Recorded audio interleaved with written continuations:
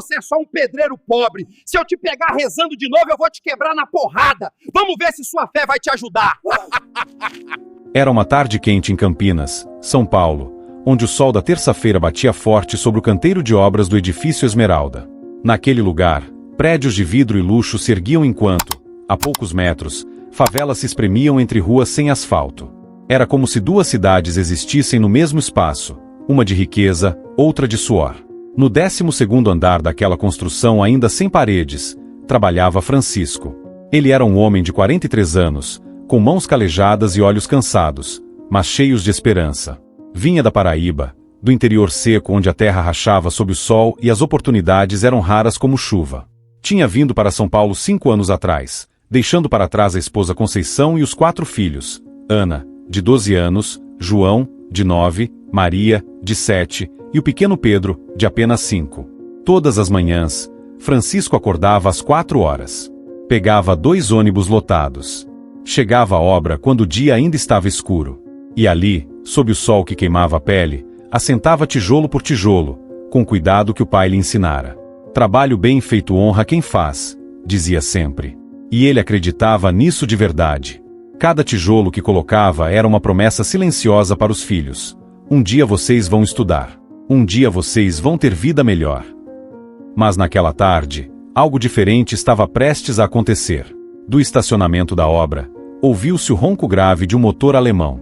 Era o Mercedes preto de Maurício Tavares, o dono do empreendimento. Maurício tinha 52 anos, terno italiano que custava mais do que Francisco ganhava em um ano, e um olhar que tratava pessoas como coisas. Ele havia herdado fortuna do pai e expandido o império imobiliário, não com trabalho honesto, mas com exploração fria e arrogância que feria como chicote. Naquele dia, Maurício estava irritado. A obra estava 3 dias atrasada. 3 dias que, para ele, significavam prejuízo. Para os trabalhadores, significavam chuva forte que havia alagado o canteiro, tornado o piso escorregadio, atrasado tudo. Mas Maurício não queria saber de explicações. Queria culpados. Ele subiu as escadas de concreto batendo sapatos de couro com força, como quem marca território. Chegou ao 12º andar onde Francisco trabalhava e começou a gritar com o mestre de obras. Por que essa porcaria não está pronta? Eu pago vocês para ficarem enrolando? O mestre, um senhor de cabelos grisalhos que já havia visto muita injustiça na vida, tentou explicar. Senhor Maurício, choveu muito. O cimento não seca com umidade. Não quero saber de desculpa. Maurício interrompeu com voz que cortava o ar. Seus olhos varreram o andar até pousarem em Francisco, que trabalhava concentrado, assentando tijolos com precisão. E esse aí? O que tá fazendo de tão devagar? Francisco levantou o rosto. Tinha suor escorrendo pela testa. As mãos estavam sujas de cimento. Ele respondeu com respeito, porque fora criado assim. Estou assentando os tijolos, senhor. Com cuidado para ficar bem feito. Aquela resposta simples, honesta, humilde, verdadeira, foi como gasolina jogada no fogo da raiva de Maurício. Cuidado! Maurício deu 2 passos em direção a Francisco. Eu não pago para ter cuidado. Eu pago para ser rápido. E então aconteceu algo que ninguém ali jamais esqueceria. Maurício caminhou até Francisco e, com as 2 mãos, empurrou o pedreiro com violência brutal. Francisco não esperava. Não teve tempo de se segurar. Caiu para trás e bateu a cabeça no chão de concreto, aquele mesmo concreto que ele havia ajudado a assentar dias atrás. O barulho foi seco. Terrível. Como o som de algo se quebrando. Francisco ficou ali, caído, com sangue começando a escorrer de um corte profundo na testa. Ele tentou se levantar, mas a tontura era forte. Os outros trabalhadores ficaram paralisados, em choque, sem saber o que fazer. Alguns queriam ajudar, mas tinham medo de perder o emprego, de serem os próximos. Maurício olhou para Francisco caído no chão e disse, com desprezo que doía mais do que o ferimento: quando eu falar, nordestino burro se levanta e trabalha direito. E virou as costas. Desceu as escadas. Entrou no Mercedes preto. E foi embora, como se nada tivesse acontecido. Como se não tivesse acabado de agredir um homem inocente apenas por estar fazendo seu trabalho honestamente. Francisco ficou ali, sentado no chão frio, com a mão na testa sangrando, olhando para o lugar de onde aquele homem havia saído. E sentiu algo que nunca havia sentido antes, Não era só dor física. Era humilhação. Era injustiça. Era a sensação de que, para alguns, ele não valia nada. De que seu trabalho, seu suor, sua vida, não importavam. Um colega finalmente se aproximou e o ajudou a levantar. Levaram Francisco até o pequeno posto de primeiros socorros da obra, onde uma enfermeira limpou o ferimento e fez um curativo improvisado. Você precisa ir ao hospital, disse ela com preocupação. Mas Francisco balançou a cabeça. Não posso. Se eu faltar, vou perder o dia. E eu preciso do dinheiro. Naquela noite, quando finalmente voltou para o alojamento onde morava com outros trabalhadores, Francisco se deitou na cama estreita, com a cabeça latejando de dor. E pela primeira vez em muito tempo, deixou as lágrimas escorrerem em silêncio. Porque sabia que não havia justiça para homens como ele. Sabia que homens ricos como Maurício podiam bater, humilhar, ferir, e nada acontecia. Nada jamais acontecia. Mas algo estava prestes a mudar.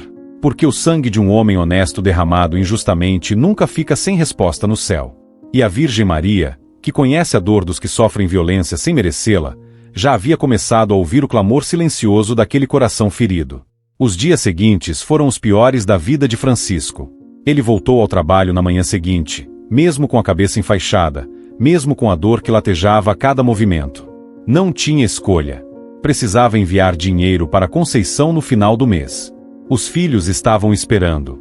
Mas algo havia mudado naquele canteiro de obras. Francisco não era mais apenas o pedreiro cuidadoso do 12º andar. Agora era o cabeça quebrada. Esse era o apelido cruel que Maurício havia inventado e repetia sempre que passava por ali. E aí, cabeça quebrada? Já tá trabalhando rápido ou ainda tá com medo de cair de novo? E ria. Ria alto, como se aquilo fosse piada. Como se a dor de outro homem fosse entretenimento. Os outros trabalhadores olhavam para Francisco com mistura de pena e medo. Alguns sussurravam quando Maurício não estava por perto. Você devia denunciar, Francisco. Isso que ele fez é crime. Mas Francisco apenas balançava a cabeça, com aquele olhar cansado de quem já conhece o peso do mundo. Denunciar para quem? Homem rico sempre ganha. Pobre que denuncia só se ferra mais. E era verdade. Todos ali sabiam. O mestre de obras, que havia testemunhado a agressão, fingia que nada tinha acontecido. Quando o fiscal da obra apareceu dias depois para inspeção de rotina, ninguém mencionou o incidente. A violência tinha virado segredo silencioso, enterrado sob o medo de perder o emprego, de entrar na lista negra, de nunca mais conseguir trabalho em Campinas. À noite, quando Francisco ligava para Conceição na Paraíba usando o telefone público da esquina, tentava esconder o que havia acontecido. Mas a voz dele tremia. Tá tudo bem, Chico? Ela perguntava, com aquela intuição que só esposa de anos desenvolve. Tá, mulher. Só cansado. Ele mentia. Mas uma noite, não conseguiu mais segurar. Contou tudo. O empurrão, a queda, o sangue, a humilhação. Do outro lado da linha, Conceição chorou. Chico, sai dessa obra. Esse homem pode te matar. Volta pra cá, a gente se vira com o pouco que tem. Mas Francisco respondeu com voz quebrada. E vou trabalhar onde, Conceição? Aqui pelo menos eu mando dinheiro todo mês. Ana precisa de material de escola. Pedro tá com aquela tosse. Eu não posso largar. Enquanto isso, na outra ponta da cidade, Maurício Tavares seguia sua vida como se nada tivesse acontecido. Para ele, agredir Francisco não havia sido evento significativo, apenas mais um momento em que havia colocado um funcionário preguiçoso no lugar dele. Na verdade, Maurício sentia que a agressão havia estabelecido ordem. Agora eles sabem quem manda, pensava com satisfação doentia. A verdade é que aquela não havia sido a primeira vez. Maurício tinha histórico longo de crueldade. Gritava com trabalhadores diariamente, chamando-os de burros, incompetentes, inúteis. Ameaçava demissões em massa quando o humor estava ruim. Recusava fornecer equipamentos de segurança adequados porque custavam caro demais. 2 meses antes, um trabalhador havia caído do 5º andar porque não havia proteção adequada nas bordas. Ficou 3 meses hospitalizado.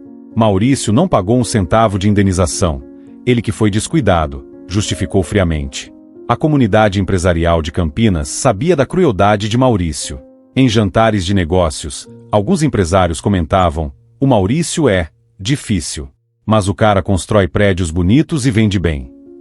Era como se a violência que ele praticava fosse apenas peculiaridade de personalidade, algo que podia ser tolerado desde que os lucros continuassem chegando. Ninguém o confrontava. Ninguém denunciava.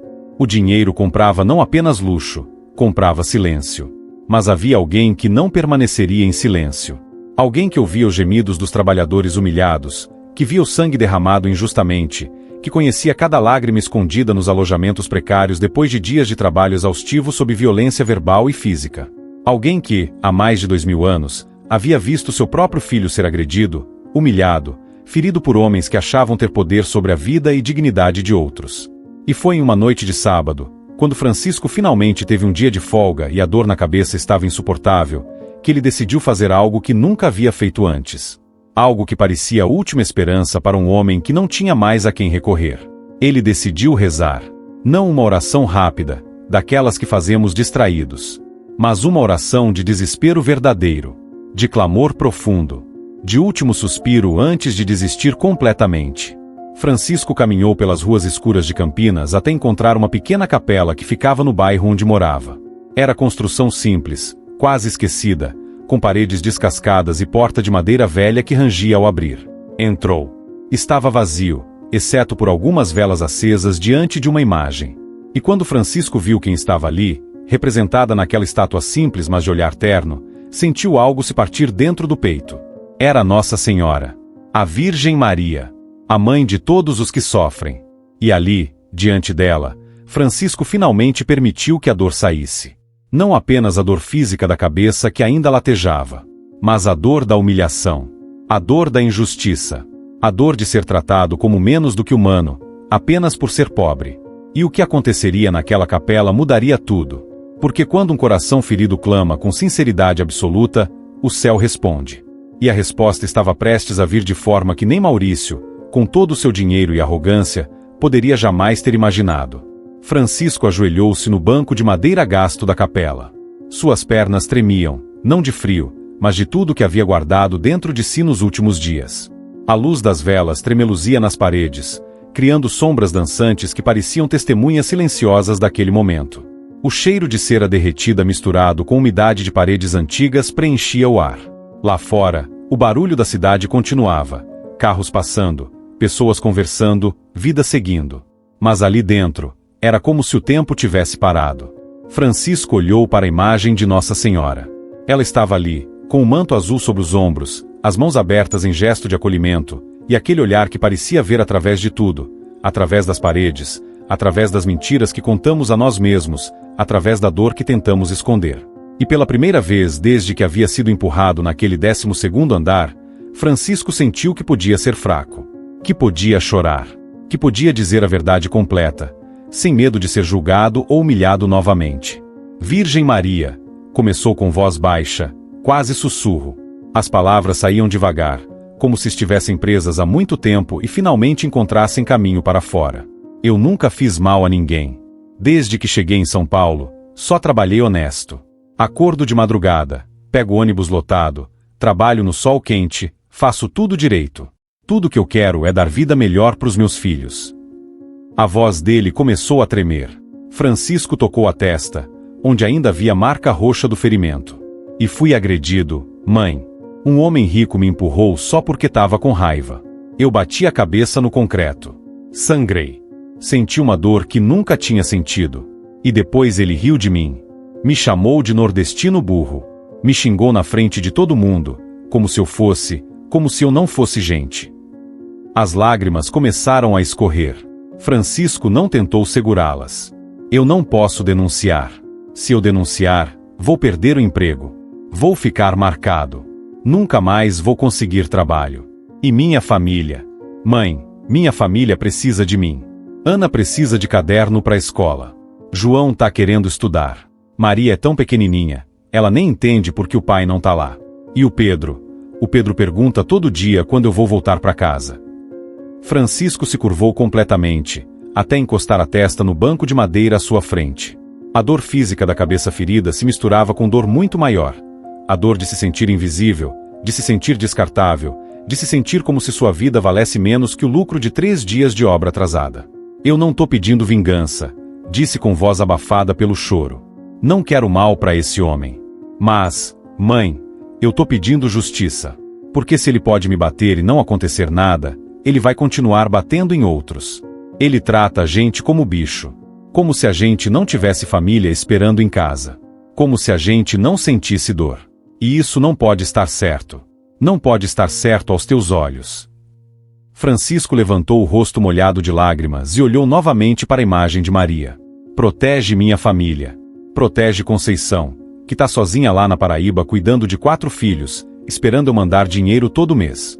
Protege Ana, que é tão estudiosa e quer ser professora. Protege João, Maria e Pedro. E se for da tua vontade, transforma o coração daquele homem. Porque do jeito que ele tá, ele vai destruir muita gente.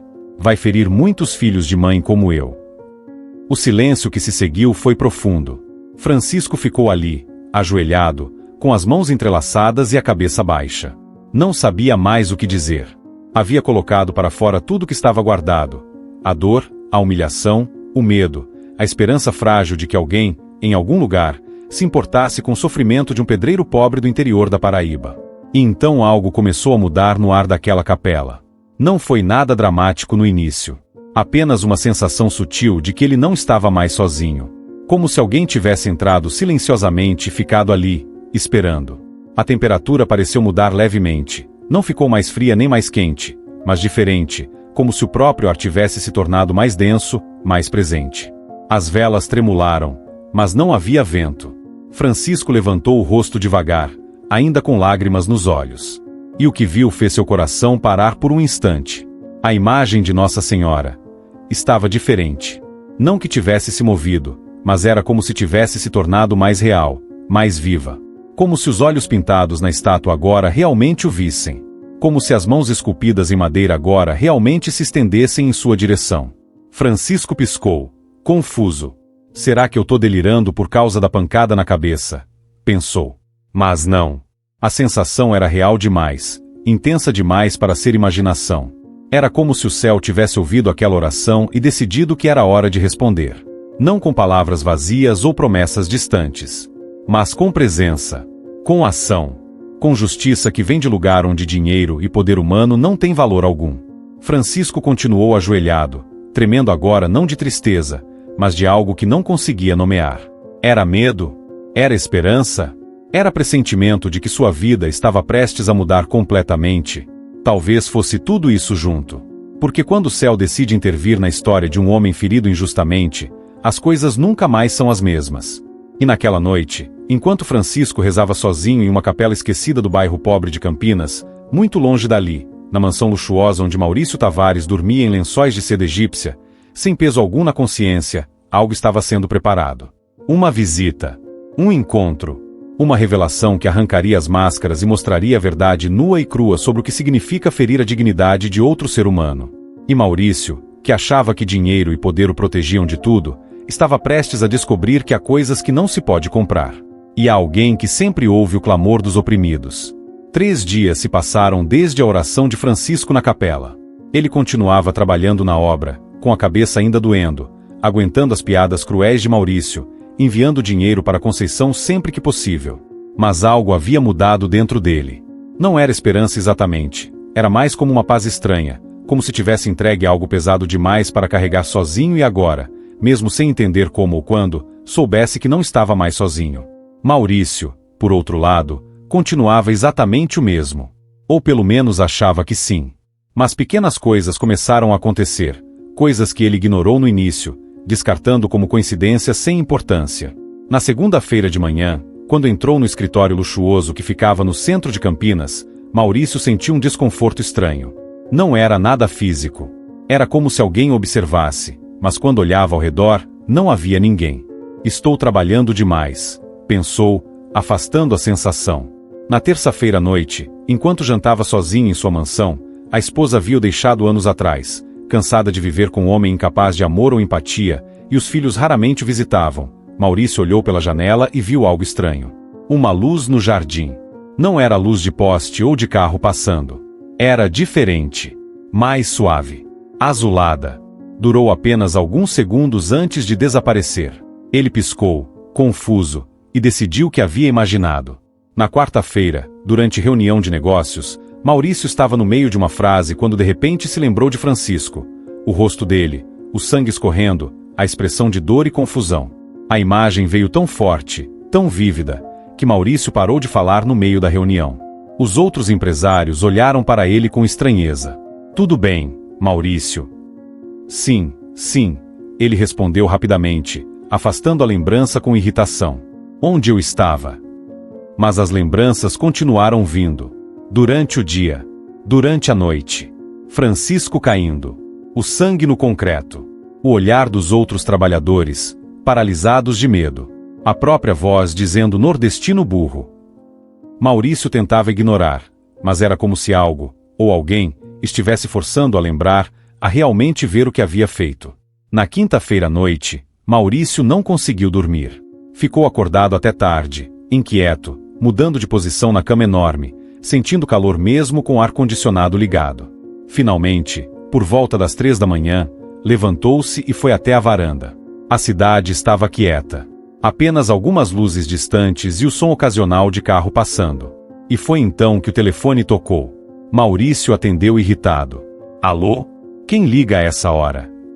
Era o segurança noturno da obra do edifício Esmeralda.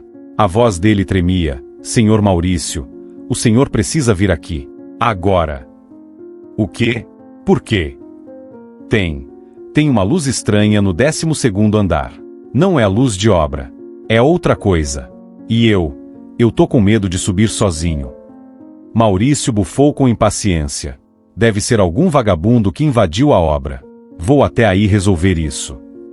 Vestiu-se rapidamente, calça de moletom, cara e camisa polo, e dirigiu até o canteiro de obras. Quando chegou, o segurança estava pálido, apontando para o prédio em construção. E lá, no 12º andar, exatamente no 12º andar, onde havia agredido Francisco, havia de fato uma luz. Não era a luz elétrica. Era suave, difusa, com tom azulado que parecia pulsar levemente. Maurício sentiu algo estranho no estômago. Não era medo ainda, mas inquietação profunda. Fica aqui, ordenou ao segurança, e começou a subir as escadas. A cada andar que subia, a sensação aumentava. O ar parecia mais denso. O silêncio era absoluto, nem barulho de trânsito distante, nem vento, nada. Era como se o mundo inteiro tivesse pausado e estivesse esperando algo acontecer. As mãos de Maurício começaram a tremer levemente. Isso é ridículo, disse para si mesmo em voz alta, tentando afastar o medo crescente. É só uma luz. Provavelmente alguém deixou algo ligado. Mas quando chegou ao 12º andar e viu a fonte da luz, todas as explicações racionais desapareceram de sua mente. Porque ali, no centro do espaço ainda sem paredes, onde Francisco havia caído sangrado, estava uma figura. Era uma mulher. Mas não era mulher comum. Havia luz emanando dela, não refletindo nela, mas vindo de dentro, como se cada célula de seu corpo fosse feita de luz suave. Ela vestia roupa simples, um manto azul sobre os ombros, e tinha no rosto uma expressão que Maurício nunca havia visto em ninguém, mistura de compaixão infinita e autoridade absoluta. Os olhos dela ouviam de verdade. Não apenas a superfície, viam através, até o fundo, até os lugares que Maurício mantinha escondidos até de si mesmo. Maurício ficou paralisado na entrada do andar. Todas as palavras que conhecia, toda a arrogância que sempre carregava, toda a sensação de poder e controle, tudo desapareceu. Ele estava diante de alguém que o tornava pequeno não por humilhação, mas por pura verdade. Como se toda mentira que havia construído sobre si mesmo fosse dissolvida naquela presença. A mulher olhou para ele e sorriu, mas não era sorriso de felicidade. Era sorriso triste de mãe que vê filho ter feito algo terrível e sabe que agora precisa corrigi-lo, mesmo que doa. E então ela falou. A voz era suave, mas carregava peso de eternidades. Maurício.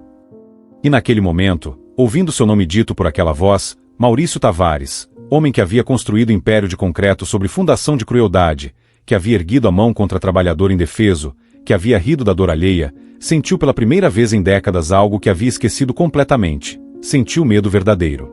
Não medo de perder dinheiro ou reputação. Medo de estar diante de alguém que via tudo, sabia tudo, e não seria enganada por mentiras ou comprada com fortunas. O encontro que mudaria tudo estava prestes a começar. Maurício tentou falar, mas a voz não saía. A garganta estava seca. O coração batia tão forte que ele podia ouvi-lo ecoando em seus ouvidos. Ele queria correr, mas as pernas não obedeciam. Era como se estivesse preso ali, diante daquela presença que preenchia todo o espaço do 12º andar com luz que não machucava os olhos, mas revelava tudo. A mulher deu um passo em direção a ele. Não havia som de passos. Era como se ela flutuasse levemente sobre o concreto áspero. E então ela falou novamente, com voz que era ao mesmo tempo firme e terna, como mãe que precisa dizer verdade difícil ao filho que ama: Maurício Tavares. Você sabe quem eu sou. Não era pergunta. Era afirmação. E Maurício sabia. Mesmo sem nunca ter sido religioso, mesmo sem ter pisado em igreja desde a infância, mesmo tendo passado décadas zombando de fé como coisa de gente fraca, ele sabia. No fundo da alma, onde verdade não pode ser negada, ele sabia exatamente quem estava diante dele. Virgem. Maria, sussurrou finalmente, a voz saindo trêmula, quase irreconhecível como sua. A arrogância que sempre carregava havia desaparecido completamente. Diante daquela presença, ele era apenas homem, pequeno, falho, exposto. Ela inclinou a cabeça levemente, confirmando. Vim porque uma oração atravessou os céus. A oração de um homem que você feriu. Um homem inocente que trabalha honestamente para alimentar a família e foi agredido por você neste exato lugar. Maria caminhou até o ponto específico do chão onde Francisco havia caído. Maurício seguiu com os olhos, e quando ela parou ali e olhou para baixo, ele viu algo impossível. O concreto, que havia sido lavado dias atrás, começou a mostrar uma marca. Uma mancha vermelha, brilhando levemente como se o sangue de Francisco ainda estivesse ali, fresco, clamando por justiça. Você vê, disse Maria, apontando para a mancha. Este é o sangue de Francisco. Sangue de trabalhador honesto que foi derramado porque você estava com raiva. Não raiva dele, ele não fez nada de errado. Raiva de si mesmo, da sua vida vazia, do buraco que existe dentro de você e que tenta preencher com poder sobre os outros. Maurício quis negar, quis se defender, quis dizer que Francisco estava trabalhando devagar, que a obra estava atrasada, que ele tinha direito de cobrar os funcionários. Mas as palavras morreram antes de sair, porque pela primeira vez na vida, todas as justificativas que sempre usava soavam exatamente como que eram: mentiras. Desculpas fracas para a crueldade inexcusável. Ele tem 4 filhos, continuou Maria, e a voz dela tremia levemente agora, não de fraqueza, mas de dor maternal profunda. Ana, de 12 anos, que quer estudar e ser professora. João, de 9, que coleciona pedrinhas e sonha em conhecer o pai. Maria, de 7, que chora todas as noites porque o papai não está lá. E Pedro, de apenas 5 anos, que pergunta todos os dias: quando o papai volta? Cada nome era como soco no estômago de Maurício. Ele nunca havia pensado em Francisco como pessoa real, com família real, com filhos que esperavam por ele. Para Maurício, Francisco era apenas o pedreiro lento, o nordestino, a mão de obra. Nunca havia sido humano de verdade. Francisco deixou essa família para trás. Maria continuou, caminhando lentamente ao redor de Maurício, que girava para acompanhá-la, incapaz de desviar o olhar. Dorme em alojamento precário. Acorda às 4 da manhã. Trabalha 10 horas, sob sol escaldante. Manda quase todo o salário para casa porque ama mais os filhos do que o próprio conforto. E você o empurrou. Fez sua cabeça bater neste chão de concreto. Viu o sangue escorrer. E riu. Eu não queria machucá-lo tanto, Maurício tentou dizer, mas a própria voz soava patética até para ele. Maria parou diante dele e o olhou nos olhos, realmente nos olhos, e Maurício sentiu que ela via não apenas este momento, mas toda a sua vida. Cada escolha cruel. Cada palavra feroz. Cada vez que havia pisoteado a dignidade de outro ser humano. Você queria sim, disse ela com tristeza profunda. Queria mostrar poder. Queria sentir-se superior. Queria colocar aquele homem no lugar dele, como se o lugar dele fosse abaixo de você. Mas Maurício, aos olhos de Deus, não existe essa hierarquia que você inventou. O sangue de Francisco é tão vermelho quanto o seu. As lágrimas dele doem tanto quanto as suas. A dignidade dele é tão sagrada quanto a sua. Lágrimas começaram a rolar pelo rosto de Maurício, lágrimas que ele não sabia que ainda era capaz de derramar. Porque pela primeira vez em décadas, ele estava sentindo. Realmente sentindo. Não raiva ou frustração ou impaciência. Mas vergonha. Remorso. Horror do que havia se tornado. Eu ouvi a oração dele, disse Maria, e agora havia suavidade maior em sua voz, como se visse que Maurício estava começando a quebrar. Na capela, sozinho, com a cabeça ainda doendo. Ele não pediu vingança contra você, Maurício. Pediu justiça. E pediu que eu transformasse seu coração. Porque ele sabe que se você continuar assim, vai destruir muitas vidas. Maria estendeu a mão em direção a Maurício, mas não para tocá-lo ainda. Preciso que você veja. Veja quem é Francisco. Veja o que sua violência causou. Veja o caminho que está seguindo e onde ele termina. Só então poderá escolher, continuar sendo quem é agora, ou tornar-se quem foi criado para ser. Maurício olhou para a mão estendida. Sabia que se a tocasse, algo mudaria para sempre.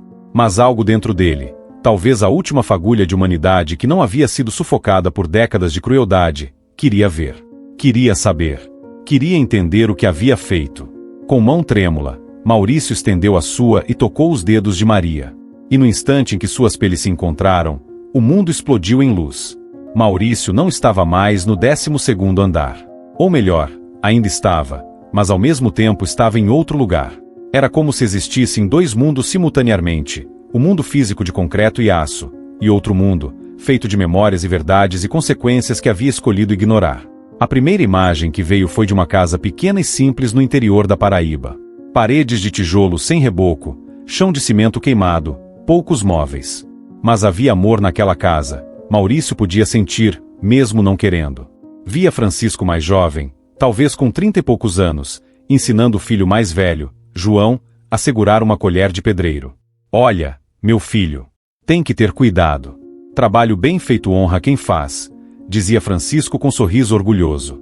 Via Conceição, a esposa, grávida da terceira filha, preparando comida simples mas feita com carinho. Via os momentos de jantar juntos, conversando sobre o dia, rindo de coisas pequenas. Via a pobreza. Sim, eram pobres, mas via também dignidade, amor, união que dinheiro nenhum podia comprar. E então via o momento da decisão. Francisco e Conceição conversando à noite, depois que as crianças dormiam. Não tem trabalho aqui, Conceição. A seca matou tudo. Se eu ficar, a gente vai passar fome. Então vai, Chico. Vai para São Paulo. Trabalha lá. A gente aguenta aqui até você juntar dinheiro pra gente se mudar. O beijo de despedida. As crianças chorando. Francisco saindo de madrugada com uma mala pequena e coração partido. A cena mudou. Maurício agora viu o que nunca havia visto. Via Francisco no ônibus para São Paulo, viagem de 2 dias, dividindo pão com outros migrantes igualmente desesperados. Via a chegada na cidade enorme, assustadora, onde ninguém o conhecia. Via a procura por trabalho, as portas fechadas, o alojamento precário onde finalmente conseguiu vaga. Via os primeiros dias de obra, aprendendo a trabalhar mais rápido, aguentando piadas sobre seu sotaque, engolindo humilhação porque precisava do emprego. Via as ligações semanais para casa pelo telefone público. Francisco contando as moedas cuidadosamente, porque cada minuto custava caro. A voz de Conceição do outro lado. Tá tudo bem aqui, Chico. Ana tirou nota boa na escola.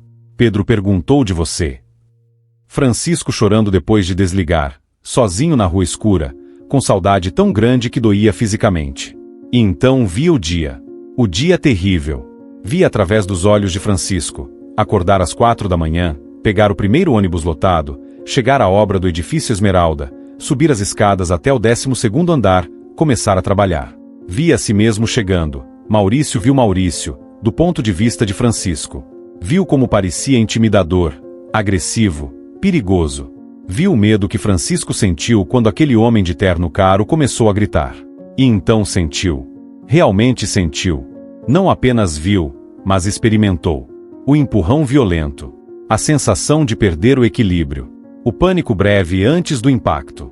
A dor explosiva quando a cabeça bateu no concreto. O gosto de sangue na boca. A tontura. O mundo girando. E pior que tudo, a humilhação. A vergonha de ser agredido na frente dos colegas.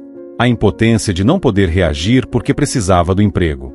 Maurício gritou, não um grito físico, mas um grito da alma. Pare! Por favor, pare! Mas as visões não pararam. Maria estava mostrando tudo porque ele precisava ver tudo. Via as semanas seguintes. Francisco trabalhando com dor de cabeça constante. Tomando remédio barato que mal ajudava. Acordando no meio da noite com ferimento latejando. A conversa difícil com Conceição, tentando minimizar o que havia acontecido para ela não se desesperar. A decisão de não denunciar porque sabia que pobres nunca ganham contra ricos. E então as visões mudaram de tempo. Não era mais passado, era presente. Maurício via seus próprios filhos, adultos agora, vivendo em outros estados, evitando ligar para ele. Via a ex-esposa, que havia pedido divórcio anos atrás porque não aguentava mais viver com um homem incapaz de amor. Via a própria mansão enorme e vazia, onde passava a noite sozinho, cercado de luxo mas completamente isolado. Via os outros trabalhadores que havia humilhado ao longo dos anos. Dezenas deles. Centenas talvez. Cada rosto, cada nome, cada família afetada por sua crueldade. Via o homem que havia caído do 5º andar por falta de equipamento de segurança e ficará paralítico. Via trabalhadores que haviam perdido empregos depois de questionarem condições inseguras. Via o mestre de obras idoso que havia sofrido infarto depois de um de seus ataques de raiva. E finalmente, as visões mostraram o futuro. O futuro se nada mudasse. Via a investigação do Ministério Público do Trabalho finalmente chegando até ele. Via todas as violações sendo expostas. Via prisão, fortuna confiscada, reputação destruída. Via morte solitária, cercado de enfermeiros pagos que não se importavam, sem família, sem amigos, sem ninguém que chorasse sua partida. E via o que vinha depois. Consciência eterna de cada vida que havia ferido, cada dignidade que havia pisoteado, eternidade de compreensão plena de quanto dano havia causado. As visões pararam abruptamente. Maurício caiu de joelhos no chão de concreto, o mesmo chão onde Francisco havia caído. E chorou. Chorou como nunca havia chorado na vida adulta. Soluços profundos que sacudiam todo o corpo. Porque havia visto. Havia realmente visto. Visto quem era Francisco. Visto que sua violência havia causado. Visto quem ele mesmo havia se tornado. E visto o abismo para onde estava caminhando. Maria estava ali, em pé diante dele, com expressão de compaixão infinita. Agora você vê, disse suavemente. Agora você entende. E Maurício, com o rosto molhado de lágrimas e a voz quebrada por remorso verdadeiro, sussurrou as palavras que não dizia desde criança. Me perdoa. Por favor, me perdoa. Eu sou monstro. E foi naquele momento, no momento de quebrantamento completo, de arrependimento que vinha das profundezas da alma, que a possibilidade de redenção começou a surgir. Porque Maria não havia vindo apenas para julgar. Havia vindo para oferecer o que ela sempre oferece aos que se arrependem de verdade, uma segunda chance. Um caminho de volta. Uma oportunidade de transformar mãos que feriram em mãos que curam. Maurício continuou de joelhos no chão frio do 12º andar, tremendo. As lágrimas não paravam de cair. Era como se décadas de dureza, de frieza, de crueldade estivessem se dissolvendo e saindo dele através daquelas lágrimas. Ele cobriu o rosto com as mãos e repetia, quase como mantra desesperado, me perdoa, me perdoa, me perdoa. Maria se ajoelhou ao lado dele. Não tocou ainda, mas estava tão próxima que ele podia sentir a presença dela, aquele calor suave que não era físico, mas espiritual, como abraço invisível que envolve a alma ferida. Maurício, disse ela com voz que era pura ternura maternal. O arrependimento verdadeiro não termina nas palavras. Começa nelas, mas só se completa nas ações. Ele levantou o rosto, os olhos vermelhos e inchados. O que eu faço? Como eu conserto isso? Eu feri um homem inocente. Eu o humilhei. A voz falhou novamente. Eu nem sei quantas pessoas machuquei ao longo dos anos. Como eu desfaço isso? Maria estendeu a mão e, desta vez, tocou suavemente o ombro dele. O toque era real, físico, e trazia consigo uma paz que Maurício nunca havia experimentado. Paz que não vinha de ter tudo sob controle, mas de finalmente se render à verdade. Você não pode desfazer o passado, mas pode mudar o futuro. Pode começar pedindo perdão a Francisco. Não perdão de palavras vazias, mas perdão acompanhado de reparação verdadeira. Ele vai me perdoar? Maurício perguntou, e havia medo genuíno na voz. Não medo de perder dinheiro ou reputação, mas medo de ter machucado alguém além do ponto onde perdão é possível. Isso não depende de mim nem de você. Depende dele, respondeu Maria. Mas posso te dizer isto, Francisco tem coração bom. Na capela, Ele rezou não pedindo vingança, mas pedindo que eu transformasse seu coração. Homem que reza pela transformação de quem o feriu é homem capaz de perdoar. Mas o perdão precisa ser merecido através de mudança real. Maurício assentiu, ainda tremendo. Vou procurá-lo. Amanhã mesmo. Vou pedir perdão. E vou compensá-lo. Vou dar a ele. Começou a pensar em termos de dinheiro, mas Maria o interrompeu suavemente. Não se trata apenas de compensação financeira, Maurício. Trata-se de restaurar dignidade, de reconhecer a humanidade dele, de mudar completamente como você trata todos que trabalham para você, de transformar seu império de concreto construído sobre exploração em algo edificado sobre respeito e justiça. Ela se levantou, e ele a acompanhou, com pernas ainda fracas. Maria caminhou até a borda do andar, onde não havia paredes ainda, apenas o vazio da noite lá fora. A cidade de Campinas se estendia abaixo, com suas luzes, luzes das mansões, luzes das favelas, tudo misturado. Vê aquela cidade, disse ela. Está cheia de franciscos, trabalhadores honestos, migrantes que deixaram tudo para trás, pais e mães que suam sob o sol para alimentar filhos. E está cheia de Maurícios também, pessoas que esqueceram que poder vem com responsabilidade, que riqueza deve servir à dignidade humana, não à exploração. Maurício olhou para a cidade, pela primeira vez, realmente a viu. Não como mercado de imóveis ou oportunidade de lucro, mas como comunidade de seres humanos, cada luz representando uma vida, uma história, uma família. Você pode ser diferente, continuou Maria. Pode usar seus recursos, sua posição, seu poder para construir algo que realmente importa. Não apenas prédios de concreto, mas dignidade humana. Não apenas apartamentos de luxo, mas oportunidades justas. Não apenas lucro, mas justiça. Ela se virou para ele uma última vez. A luz ao redor dela começou a pulsar mais intensamente, como se estivesse prestes a partir. Amanhã de manhã, quando acordar, você pode achar que isto foi sonho, que foi alucinação. Sua mente racional vai tentar explicar, descartar, esquecer. Mas no fundo, você saberá que foi real. E terá uma escolha a fazer. Vou mudar, disse Maurício com voz firme, mais firme do que havia sido a noite toda. Juro que vou mudar. Vou procurar Francisco. Vou pedir perdão. Vou reparar tudo. Vou ser diferente. Maria sorriu, e desta vez era sorriso de esperança, não de tristeza. Então vá. E lembre-se, quando você feriu Francisco, feriu a meu filho também. Porque ele está em cada trabalhador explorado, em cada pessoa humilhada, em cada pobre pisoteado. O que você faz aos menores, faz a ele. E o que você faz para restaurar a dignidade deles, faz para ele também. A luz começou a se intensificar tanto que Maurício teve que fechar os olhos. Sentiu uma brisa suave, não havia vento, mas sentiu, e um perfume leve de rosas, mesmo não havendo flores por perto. E quando abriu os olhos novamente, ela havia partido. O 12º andar estava vazio. Apenas concreto, aço, e o silêncio profundo da madrugada. Maurício ficou ali parado por longo tempo, processando tudo o que havia visto, ouvido, sentido. As lágrimas secaram em seu rosto, deixando trilhas salinas. Olhou para o chão onde Francisco havia caído, a mancha vermelha havia desaparecido, mas ele nunca esqueceria onde estava. Nunca esqueceria o sangue. Nunca esqueceria. Desceu as escadas lentamente, como o homem que havia morrido e renascido na mesma noite. O segurança olhou para ele com expressão assustada. Senhor Maurício, o senhor tá bem? Tá pálido. Maurício apenas assentiu. Estou bem. Ou, vou estar.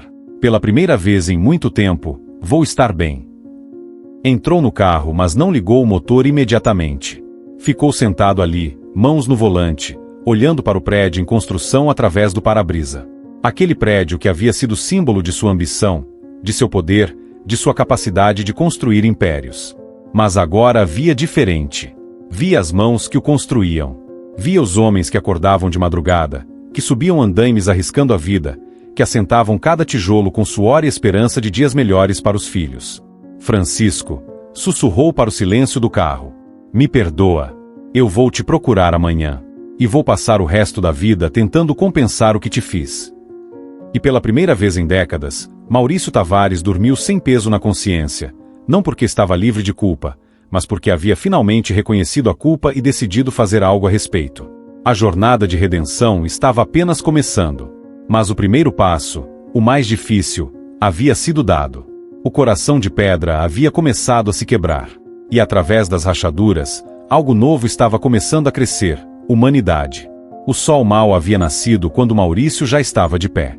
Não havia dormido muito, talvez 2, 3 horas no máximo, mas acordou com clareza mental que não sentia há anos. Sabia exatamente o que precisava fazer. A dúvida, a hesitação, os 1000 argumentos racionais que normalmente usaria para justificar inação, tudo isso havia sido queimado na presença de Maria. Vestiu-se de forma simples. Nada de terno italiano. Calça jeans e camisa comum. Olhou-se no espelho e quase não se reconheceu, não pela roupa, mas pela expressão. Os olhos que sempre carregavam dureza agora pareciam abertos. Como se tivesse acordado de sono longo e estivesse vendo o mundo pela primeira vez. Pegou o celular e ligou para o mestre de obras.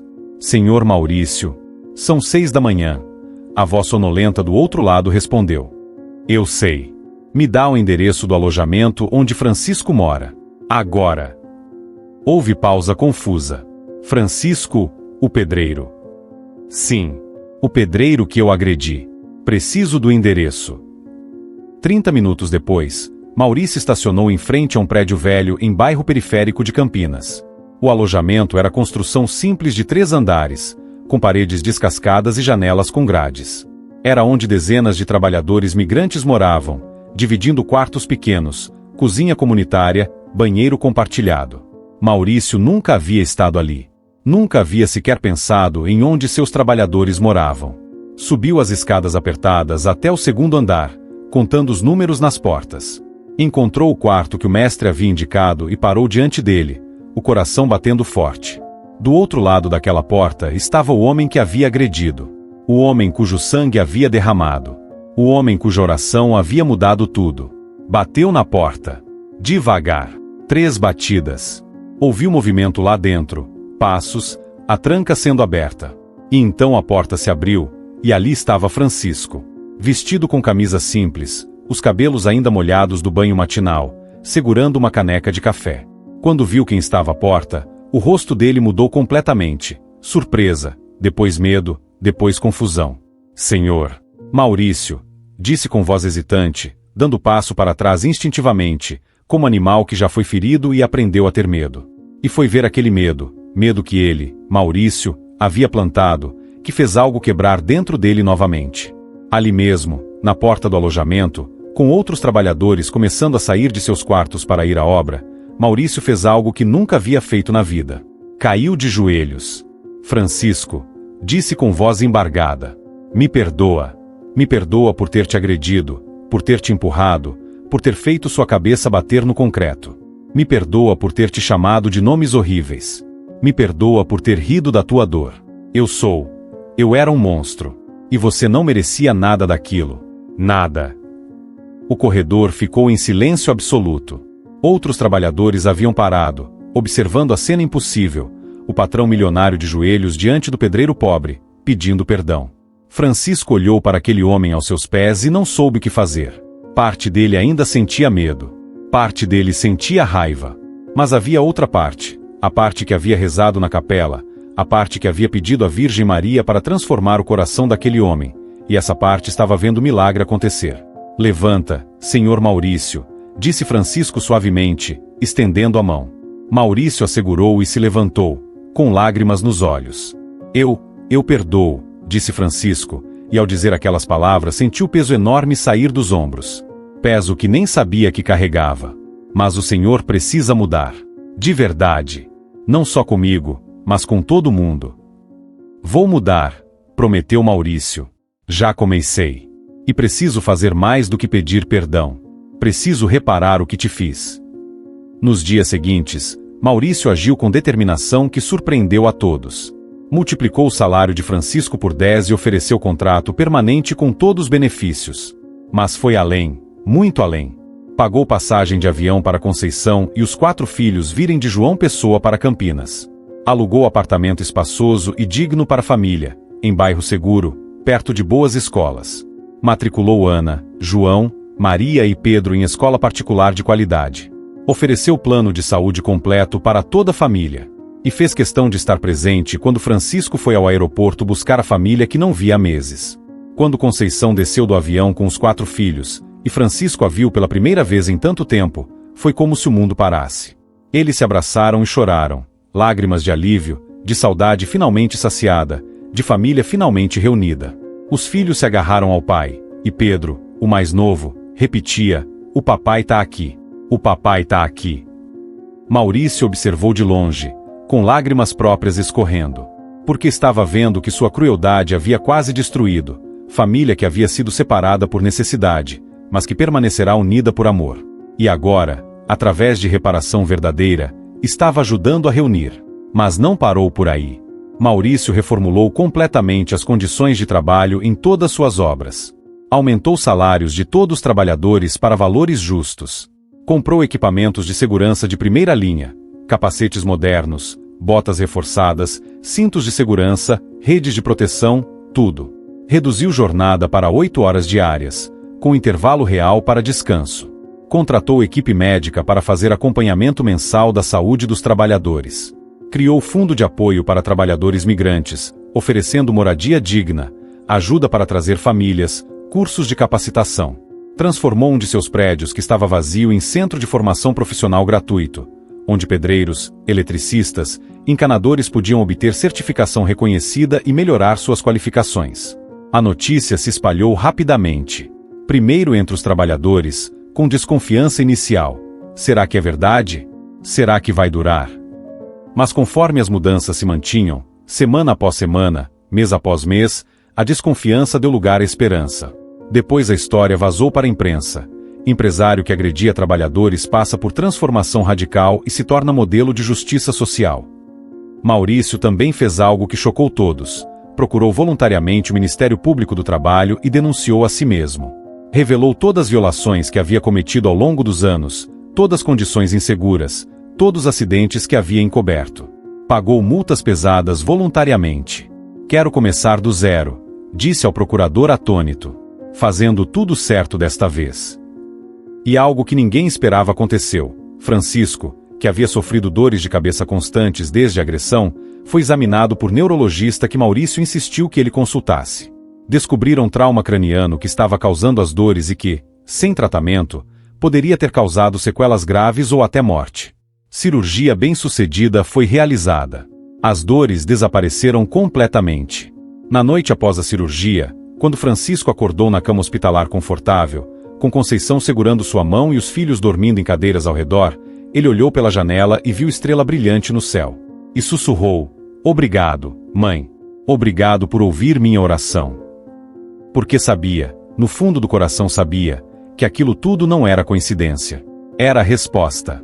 Era a justiça divina que não destrói, mas transforma. Era milagre. 3 anos se passaram desde aquela noite no 12º andar. 3 anos que transformaram não apenas a vida de Maurício e Francisco, mas de centenas de pessoas ao redor deles. O edifício Esmeralda havia sido finalmente concluído, e sua inauguração seria naquele sábado ensolarado de novembro. Mas algo era diferente naquela inauguração. Maurício havia insistido que não fosse evento apenas para compradores ricos e autoridades. Convidou todos os trabalhadores que haviam participado da construção, com suas famílias. Montou estrutura no térreo com comida farta, música ao vivo, área para as crianças brincarem. Porque queria celebrar não apenas o prédio, mas as mãos que o construíram. No hall de entrada, onde normalmente haveria apenas decoração luxuosa, Maurício havia instalado algo inédito. Uma placa de bronze enorme com os nomes de todos os trabalhadores que haviam participado da obra. Cada nome cuidadosamente gravado, em ordem alfabética, com destaque especial no topo: Francisco Silva, mestre principal e inspiração desta transformação. Quando Francisco viu aquela placa pela primeira vez, teve que se afastar por um momento para chorar. Conceição o acompanhou, abraçando-o por trás. "Tá vendo, Chico? Deus ouviu tua oração." E não só ouviu, respondeu de um jeito que a gente nem podia imaginar, disse ela com voz emocionada. Ana, agora com 15 anos, estava ao lado deles, vestindo o uniforme da escola particular onde estudava. Tinha se tornado uma das melhores alunas da turma e falava com empolgação sobre ser aprovada na universidade e estudar engenharia. "Papai, Quando eu me formar, vou construir casas bonitas e seguras para pessoas pobres. Como o senhor Maurício está fazendo agora, disse com olhos brilhando de determinação. João, de 12 anos, estava fascinado pelos detalhes técnicos da construção. Maurício havia lhe dado o tour completo pelo prédio, explicando sistemas elétricos, hidráulicos, estruturais. Você tem talento para isso, João, disse Maurício. Se quiser, quando for mais velho, tem vaga garantida aqui. Não como favor, mas porque você é inteligente e merece a oportunidade. Maria, de 10 anos, e Pedro, de 8, corriam pelo hall com outras crianças, rindo alto. Pedro não perguntava mais quando o papai voltaria, porque o papai estava ali, todas as noites, jantando com eles, ajudando com lição de casa, contando histórias antes de dormir. A família que havia estado separada por anos agora estava completa, vivendo junto em apartamento confortável que Maurício continuava pagando, mesmo Francisco insistindo que já ganhava o suficiente para pagar aluguel. Não é sobre o que você pode pagar, Maurício sempre respondia. É sobre o que eu devo. E nunca vou conseguir pagar completamente o que te fiz. Mas posso passar o resto da vida tentando. A transformação de Maurício havia sido radical e permanente. Não foi fácil, houve momentos de recaída, momentos em que a velha impaciência surgia, em que a velha arrogância tentava voltar. Mas sempre que sentia isso acontecendo, ele parava, fechava os olhos e se lembrava. Lembrava da luz azul, da presença de Maria, das visões, do sangue no concreto. E isso era suficiente para trazê-lo de volta ao caminho. Ele havia vendido a mansão enorme onde morava sozinho e comprado apartamento menor, mais simples. Não precisava de tanto espaço. O dinheiro da venda foi para o Fundo de Apoio a Trabalhadores. Havia vendido também o Mercedes preto. Ver aquele carro só lhe trazia memórias dolorosas do dia em que havia chegado à obra e agredido Francisco. Agora usava transporte público frequentemente, para entender a realidade de quem trabalha para mim, como explicava. As empresas de Maurício haviam se tornado referência em tratamento justo de trabalhadores. Outros empresários o procuravam querendo saber o segredo. Não tem segredo, Maurício respondia. Trata pessoas como pessoas. Paga salários justos. Oferece condições seguras. Reconhece que sem eles, você não constrói nada. É simples assim.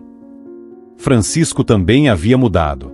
Não em essência, continuava sendo o homem honesto e trabalhador de sempre, mas em posição. Maurício o havia promovido a coordenador geral de todas as suas obras. Francisco agora supervisionava equipes, garantia que nenhum trabalhador fosse maltratado, que todas as condições de segurança fossem seguidas à risca. Era respeitado e amado por todos que trabalhavam sob sua coordenação. Nunca vou deixar acontecer com outro o que aconteceu comigo, Francisco dizia sempre. Nenhum trabalhador vai ser empurrado, humilhado ou tratado como menos que humano. Não enquanto eu tiver alguma coisa a dizer sobre isso. A história da transformação de Maurício havia se espalhado além de Campinas. Jornais de São Paulo haviam publicado reportagens. Programas de televisão o haviam entrevistado. E sempre, Maurício fazia questão de dar crédito a Francisco. Não sou herói, dizia. Era vilão que foi confrontado com a verdade e decidiu mudar. O verdadeiro herói é Francisco, que me perdoou quando eu não merecia perdão. Naquela tarde de inauguração, enquanto trabalhadores e família celebravam, comiam, riam, Maurício e Francisco subiram juntos ao 12º andar. Queriam um momento a sós, naquele lugar que havia sido cenário de tanta dor mas também de tanta transformação. Ficaram ali parados, olhando pela janela para a cidade de Campinas se estendendo abaixo. Você sabe que eu nunca vou esquecer o que te fiz, né? Disse Maurício suavemente. Nunca. E nunca vou parar de tentar compensar. Francisco colocou a mão no ombro dele. Eu sei. E você já compensou, Maurício. Várias vezes. Mas mais importante, você mudou de verdade. E isso. Francisco fez pausa, procurando as palavras certas. Isso é um milagre maior. Não é só minha vida que melhorou. São centenas de vidas. Centenas de famílias que agora têm dignidade por causa da sua mudança. Maurício assentiu, com lágrimas nos olhos. Ele havia se tornado o homem que chorava facilmente agora, e não tinha vergonha disso. Foi a Virgem Maria, disse simplesmente. Ela apareceu aqui, neste andar, neste lugar exato. Me mostrou quem eu era e quem eu podia ser. E me deu escolha. E você escolheu certo, disse Francisco. Deus sabe que você escolheu certo. Eles ficaram ali mais alguns minutos em silêncio confortável, dois homens unidos não apesar do passado doloroso, mas através dele. Porque dor transformada em crescimento, crueldade transformada em bondade, ódio transformado em amor, isso é o que redenção verdadeira parece. E então Francisco apontou para o céu através da janela. Olha, disse suavemente. Mesmo sendo meio da tarde, havia estrela visível, única estrela em céu azul claro, brilhando com intensidade que não deveria ser possível àquela hora. Maurício e Francisco olharam para ela, e ambos souberam. Souberam que ela estava ali, que havia testemunhado a transformação, que estava sorrindo. Obrigado, mãe, sussurraram juntos. E naquele momento, uma brisa suave entrou pela janela, mesmo não havendo vento, trazendo perfume leve de rosas. O sol estava se pondo quando a inauguração terminou. As famílias dos trabalhadores foram embora levando sacolas com comida, brinquedos para as crianças, e algo mais valioso que qualquer presente material, dignidade. Dignidade de serem reconhecidos, valorizados, tratados como seres humanos cujo trabalho importa. Maurício ficou para trás, ajudando a equipe de limpeza a organizar o espaço. Alguns dos empresários que haviam vindo à inauguração ficaram chocados ao vê-lo empilhando cadeiras e recolhendo lixo. Maurício, você tem gente para fazer isso, um deles disse. Eu sei, Maurício respondeu com um sorriso. Mas eu quero fazer. Me lembra que nenhum trabalho é indigno. E que eu não sou melhor que ninguém. À noite, em casa, Maurício sentou-se à mesa pequena do apartamento onde agora morava. Era simples, modesto, mas aconchegante de maneiras que a mansão jamais havia sido. Abriu o notebook e começou a escrever e-mail longo para os filhos. Vinha fazendo isso todas as semanas há 3 anos, mesmo que eles raramente respondessem. Contava sobre a inauguração, sobre Francisco e a família, sobre as mudanças nas empresas. E sempre terminava da mesma forma: sei que fui pai terrível. Sei que vocês cresceram vendo exemplo horrível de como ser humano. Mas estou tentando mudar. E um dia, se me derem chance, gostaria de conhecê-los de novo. Não como o pai que fui, mas como o homem que estou me tornando. Com amor, pai. Desta vez, para sua surpresa, houve resposta. Era de Carolina, sua filha mais velha, com quem não falava há quase 5 anos. Pai, li sobre você no jornal. No início achei que era truque, alguma jogada de marketing. Mas a jornalista entrevistou os trabalhadores. Entrevistou Francisco. E eles falaram de você com respeito genuíno. Não sei se estou pronta para nos reencontrarmos ainda. Mas, fico feliz que esteja mudando. Talvez um dia. Maurício chorou lendo aquele e-mail. Não era perdão completo ainda. Mas era abertura. Era possibilidade. E depois de anos de porta completamente fechada, possibilidade era tudo o que precisava. Enquanto isso, do outro lado da cidade, na sala modesta mas cheia de amor do apartamento onde moravam, Francisco e Conceição colocavam os filhos para dormir. Ana estava em seu quarto estudando para a prova. Era sexta-feira à noite, mas ela estudava porque queria, porque tinha sonhos e sabia que educação era caminho para alcançá-los. João dormia com um livro de construção civil na mesinha de cabeceira, presente de Maurício. Maria e Pedro compartilhavam um quarto, e Francisco podia ouvir eles conversando baixinho, rindo, felizes. Nunca pensei que a gente ia chegar aqui, Chico, disse Conceição, abraçando o marido no sofá depois que as crianças dormiram. Quando você me ligou daquela vez e contou que tinha sido agredido, eu pensei que a gente ia ter que voltar para Paraíba. Pensei que nunca ia dar certo.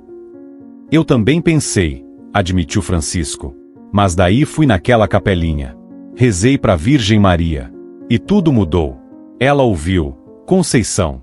Ela realmente ouviu. E continua ouvindo, disse Conceição, apontando para o pequeno altar que tinham no canto da sala. Havia imagem de Nossa Senhora ali, com vela sempre acesa. Toda noite rezo agradecendo. Por você estar vivo. Por estarmos juntos. Por tudo o que aconteceu. Francisco levantou-se e foi até o altar. Tocou suavemente a imagem. Obrigado por não deixar aquele homem me destruir. Obrigado por transformar ele ao invés de destruir. Obrigado por mostrar que até quem faz mal pode mudar se o coração se abrir. E obrigado por me dar essa família, essa vida, essa paz. Naquela mesma noite, em momentos diferentes, em lugares diferentes da cidade de Campinas, Maurício e Francisco olharam pela janela e viram a mesma estrela brilhante. E ambos sentiram a mesma coisa: paz. Não a paz falsa que vem de ignorar problemas, mas paz real que vem de enfrentá-los, resolvê-los, transformá-los. A história deles havia se tornado conhecida. Mas o que poucos sabiam é que não foi caso único. Em outras cidades, outros patrões que haviam lido sobre Maurício começaram a questionar o próprio comportamento. Outros trabalhadores que haviam ouvido sobre Francisco encontraram coragem para denunciar abusos.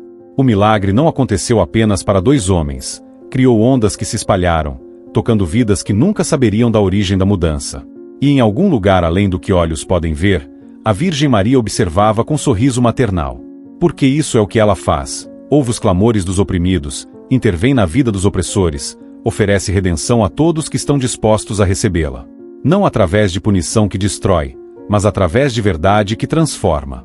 O edifício Esmeralda estava completo. Mas era mais que prédio de concreto e vidro. Era testemunho. Testemunho de que nenhuma violência é grande demais para ser perdoada. Nenhum pecado é profundo demais para ser redimido. Nenhum coração é duro demais para ser transformado. Desde que haja arrependimento verdadeiro, desde que haja vontade de mudar, desde que haja ação que acompanhe as palavras.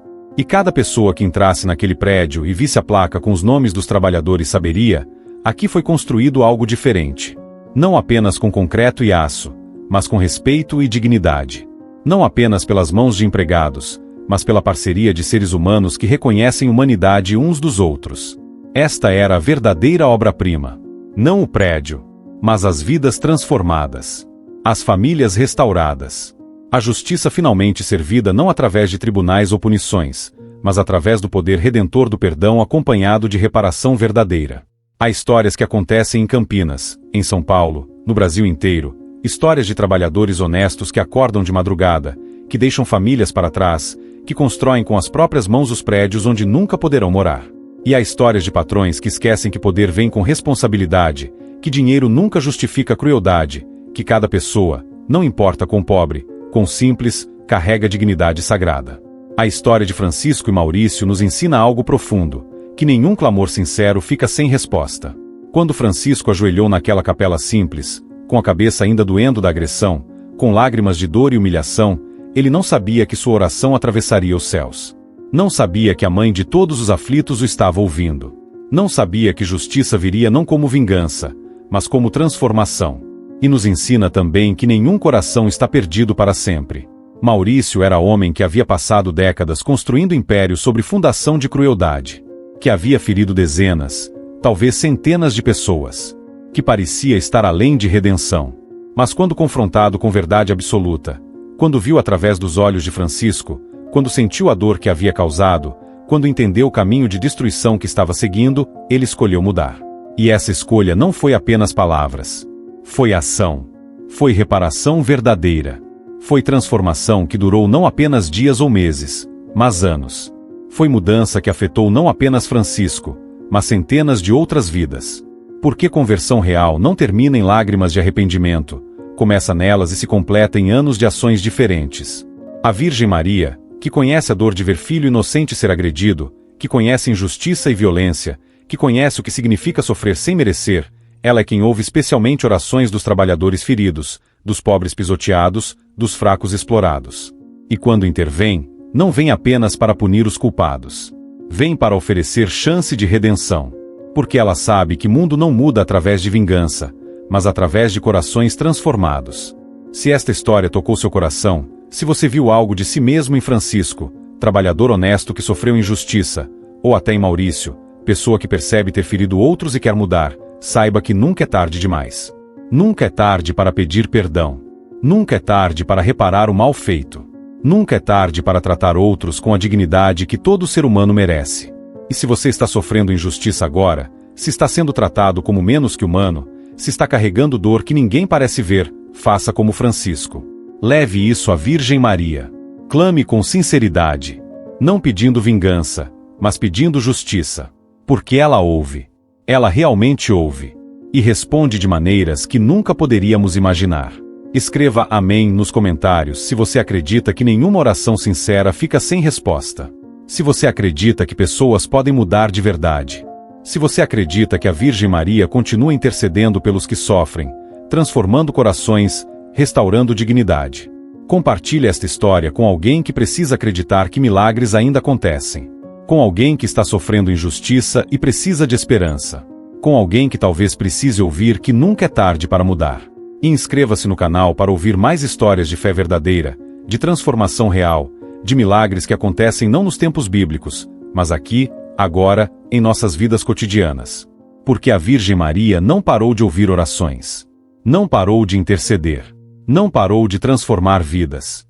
Que a história de Francisco e Maurício nos lembre: cada pessoa que encontramos carrega dignidade sagrada. Cada trabalhador que constrói nosso mundo merece respeito. Cada clamor sincero será ouvido. E cada coração, por mais duro que pareça, pode ser transformado pelo amor que vem do alto. Que a Virgem Maria abençoe você, sua família, e todos aqueles cujas mãos constroem o mundo onde vivemos. Amém.